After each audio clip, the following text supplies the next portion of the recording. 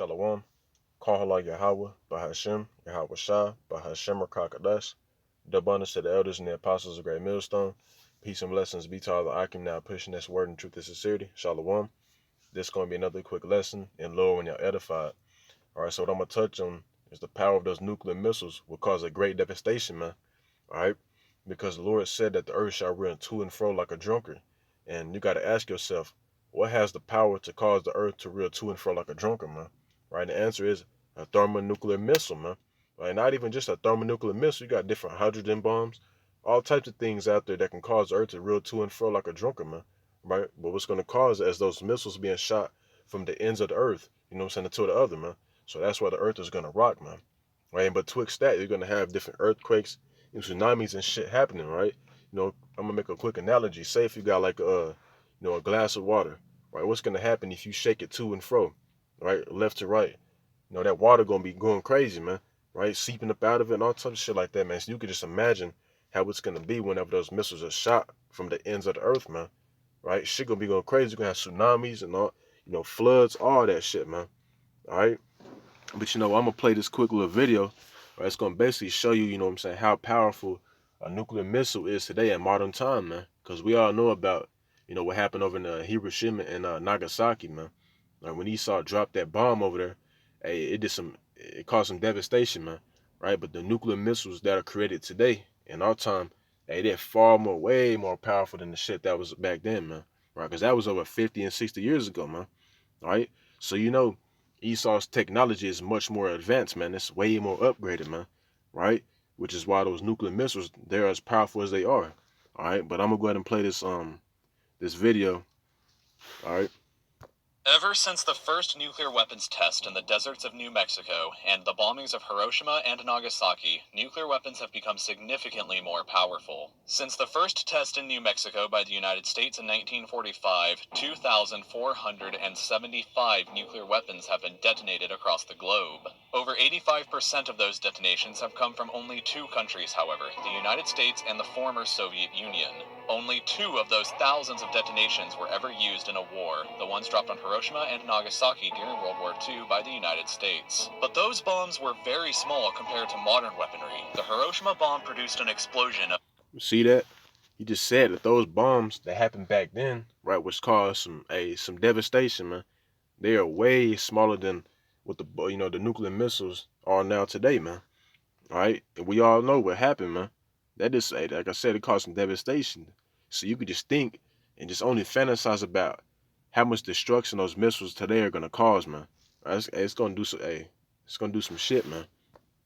15 kilotons, or 15,000 tons worth of TNT. The bomb dropped on Nagasaki had an explosion of 21 kilotons, but how much bigger can nuclear weapons possibly get? The answer is, terrifyingly, much, much bigger. The largest nuclear weapon currently in the United States arsenal is the B-83, which can produce a blast of 1.2 megatons. To understand the scale from here out, 1 megaton... Look how big that mushroom cloud is compared to the other ones, man.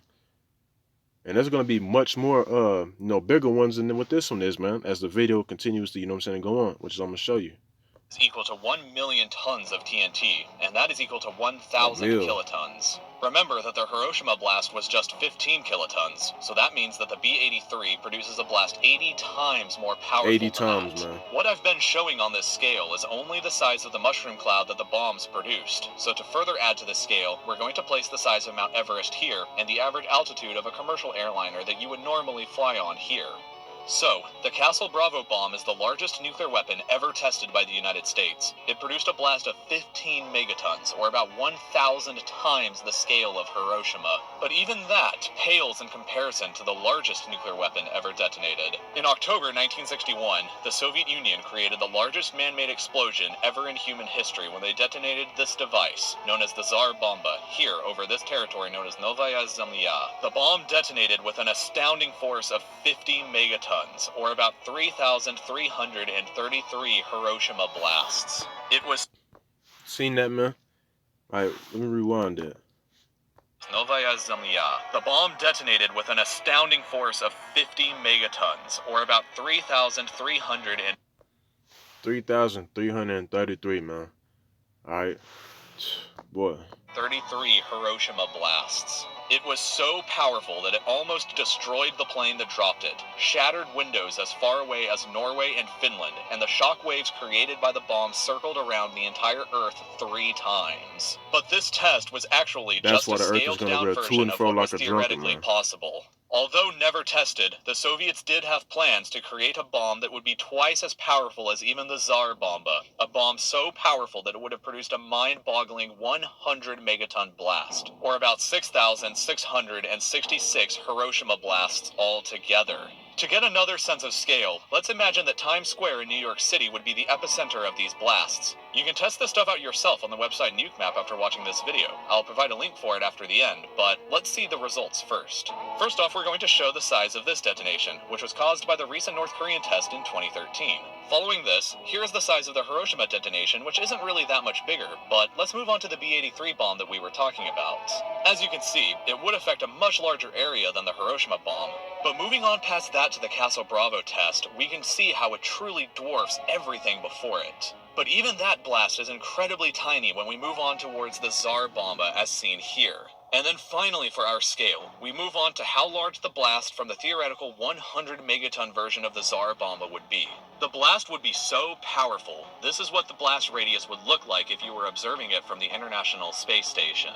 So the question then becomes, should any of this really worry you? How many nuclear weapons exist today anyway? Well, in See, y'all see it, man. Hey, those are weapons of the Lord's indignation, right? Let's get that. Jeremiah 50 and 25.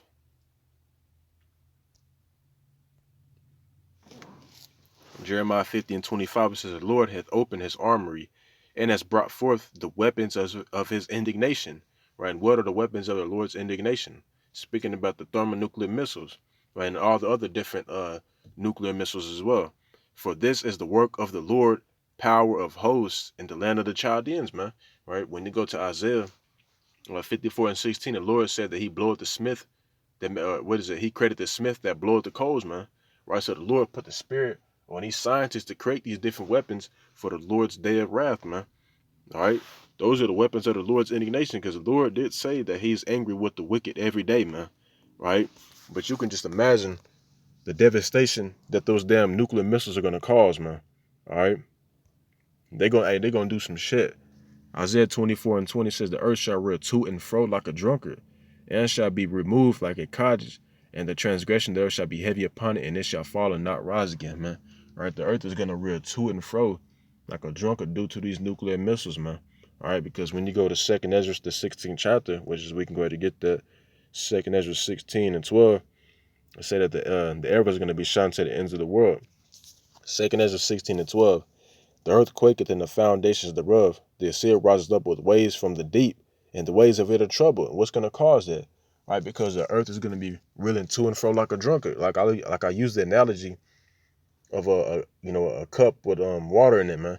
If you're shaking it, left to right, that water is going to be a rocket, man.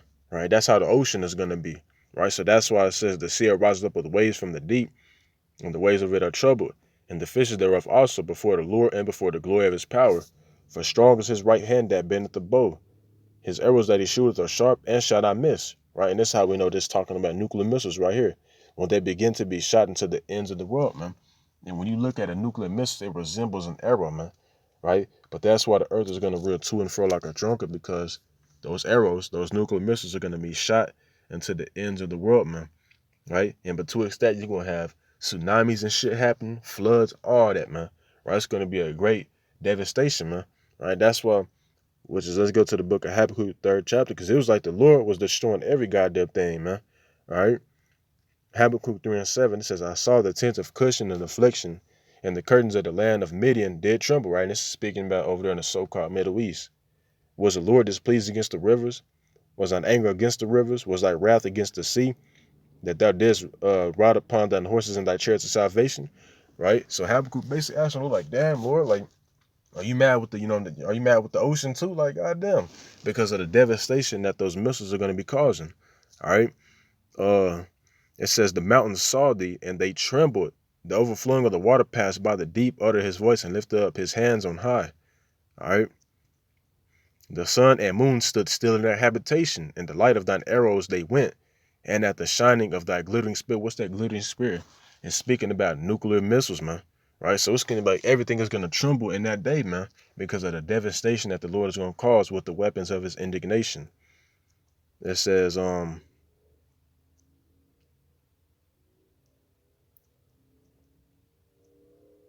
verse 16, it says, when I heard, my belly trembled, right? This is the book, this is Habakkuk speaking right here. When I heard, my belly trembled, my lips quivered at the voice, rottenness entered into my bones, and I trembled in myself that I might rest in the day of trouble. When he cometh up into the people, he will invade them with his troops, right? And this is not only speaking about, you know what I'm saying, Yahweh Shah coming back with the chariots, right? But this vision that Habakkuk saw, man, it was so damn troubling that basically, he was just shaking, man, right? Because there's been many visions where, the prophets that would receive visions, and they'll wake up sick, throwing up, all types of stuff like that. That's why they'll be like, woe was me who would deliver me in those days, like the prophet Ezra, said, all right? But that's pretty much the point right there. I just wanted to touch on that, all right? Because if you really think about how powerful those missiles are, man, hey, it'll really blow your mind. There has to be there has to be a higher power to reveal these different scientists, these different secrets to create these missiles, man. Right? Because nobody with the regular ass mind, man, right, can create something like that, man. So it has to be of the Lord, right? And it is of the Lord, man. There's various scriptures, to prove that. All right, but with that being said, that's all I wanted to touch on. Lord, one that was edified. Before I close out, I'm gonna say, call like Yahweh Shema Shah by Shema Kakadash. The bonus to the elders and the apostles of the great millstone. Peace and blessings be to all the ark and now pushing this word in truth and sincerity. Shalom and abad babah.